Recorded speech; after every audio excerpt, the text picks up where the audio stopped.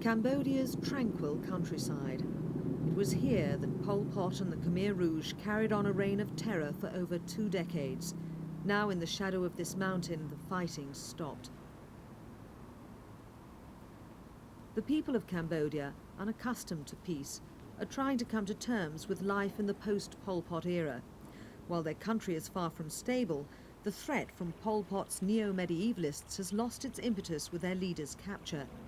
Out of the ruins of 20 years of civil war, there's hope of lasting stability, a hope that until now has eluded this generation.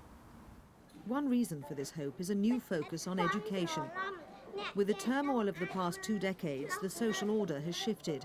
Women have had to fill the places left by the deaths of fathers, brothers and husbands. With over half of households in Cambodia headed by women, the need for them to be educated like their brothers is clear. But for these people born in conflict to families torn apart by war, education has been a low priority. Even after the Vietnamese annexation of Cambodia in 1979, fighting still continued and affected every facet of these people's lives. Lives already struggling to overcome the legacy of the Khmer Rouge.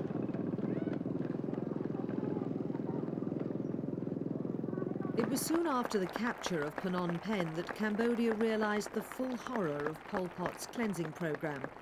Starting his calendar at year 0, Cambodia was to return to an agrarian society free from its Western shackles. Those with an education were denounced as class traitors and quickly rounded up. Having an education became a crime against the new order, and the punishment for that crime was death. Figures on the extent of the genocide are speculative. Some estimate less than 1 million, whilst others claim the number is nearer 2.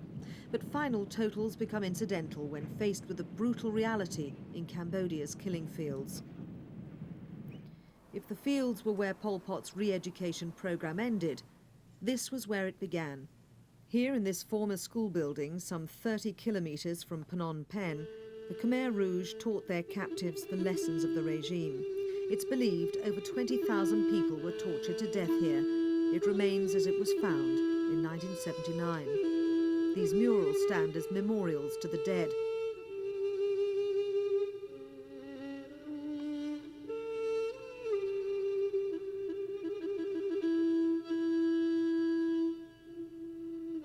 Until recently, these images were a painful reminder to relatives of the dead that the man responsible was still free and politically active.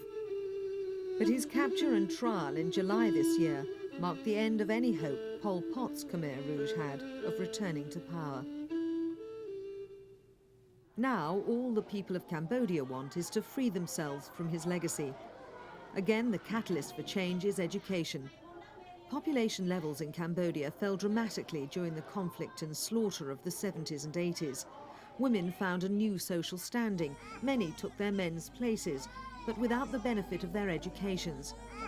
In this once patriarchal society, girls had attended classes until junior school, when domestic responsibilities became their priority.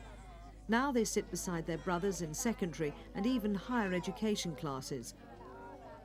There's also a need for remedial education. Support groups like the Cambodian Women's Development Association are trying to promote self-reliance. Adult literacy classes like this one are well attended.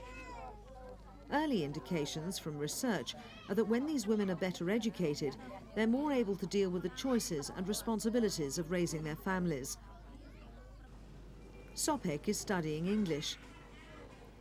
Attending the university in Phnom Penh is one of the advantages of an urban life. She's very aware of the opportunity this gives her. I hope that I will get a good job.